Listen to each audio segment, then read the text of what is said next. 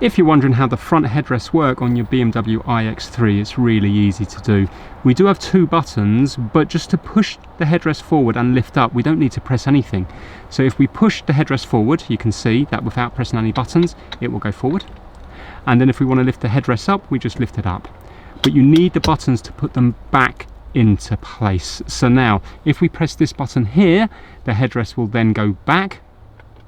And if we press this button in here, the headrest will then go down. So to lift up and forward, you don't need to press any buttons, but to get them back into position or to lower them to a different position, you need the buttons. So it's nice and straightforward to do. So it's locked in now and you press the button to pull back. If you did want to take the headrest out, then what you can do is you can press this button in here and then it will go past that last lock, and if you put your seat back, then the headrest will come out. Thanks for watching.